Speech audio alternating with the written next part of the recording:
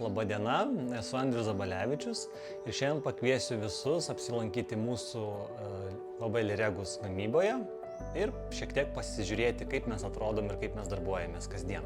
Pirmiausia, tai mes turim produkciją supakuotą įvairiose dėžutėse, kur yra parodytas prekės kodas, barkodas, pavadinimas ir visa kita. Taip pat gaminam įvairias instaliacinės dėžutės, kurios būna supakuotos tokiuose blokuose, tam, kad elektrikas galėtų patogiai jas pasiimti ir susimontuoti.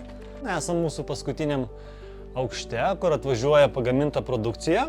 Jinai atvažiuoja supakuota gražiose dėžutėse ir supakuota į blisterinę pakuotę. Kai produkcija yra dėdama ant konvejerio juostos ir važiuoja į viršų ir pasikrauna į automobilius.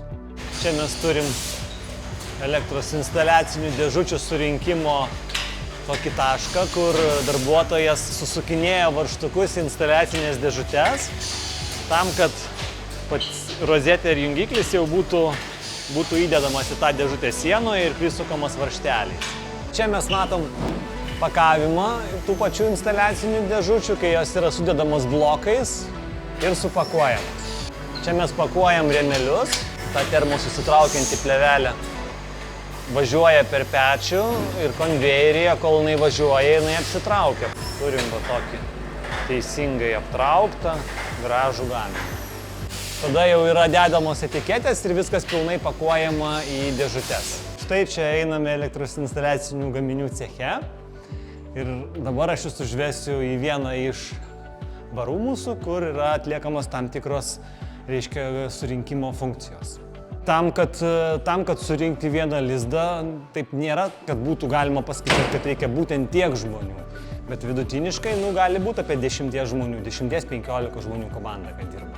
Jie dirba tam tikruose baruose ir atlieka tam tikras funkcijas. Vienas susuka varžtelį, kitas galbūt uždeda dangtelį, trečias galbūt supakuoja, į dėžutę sudeda ir taip toliau. Tai yra dalinai automatizuotas rankų darbas, bet taip, tai yra didelė dalis rankinio darbo. Užeisim į pagrindų žymėjimo vietą, parodysim, kaip yra žymimi mūsų mechanizmai, tam, kad atsirastų pajungimo schemų žymėjimas ir prekės kodas. Štai čia finaliniai surinkimo funkcijoje yra tikrinamas jungiklio funkcionalumas. Tai yra patikrinama pirmiausia, tai vizualika, ar klavišas yra tvarkingas, ar atitinka schemą. Ir atitinkamai tada yra patikrinama, ar jungiklis veikia. Jeigu viskas yra gerai, jisai yra praleidžiamas. Mūsų įmonė pagrinde specializuojasi dviejose kryptyse. Tai yra viena, tai yra laidynų gamyba. Tai reiškia, mes laidus karpome, pjaustome, apspaudžiame visokiais antgaliais ir darome laidynų sistemas, kurias aš šiek tiek vėliau jums parodysiu. Ir kita įmonės dalis, tai yra elektros instaliacijos gaminiai, tai yra jungikliai, rozetės, instaliacinės dėžutės, tai ką jau mes parduodam savo vardu su savo prekiniu ženklu. Tai galit čia pasižiūrėti, kaip yra nuvalomi galiukai nuo laidų. Parodysim, kaip yra surinkinėjamas laidynas konkrečiai.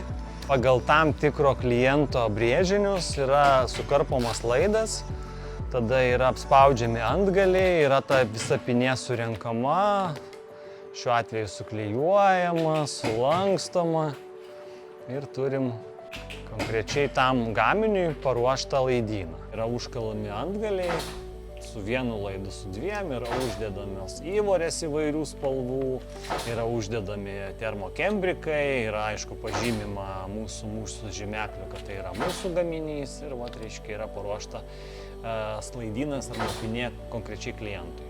Mūsų įmonėje žmonės ne tik dirba, taip pat jie po darbo ir šoka kartu, dainuoja kartu, sportuoja kartu. Tai yra stipri bendruomenė, kuri yra tikrai atsakinga, prasminga ir kuria tokį tikrai produktą, kuris reikalingas visuomenei.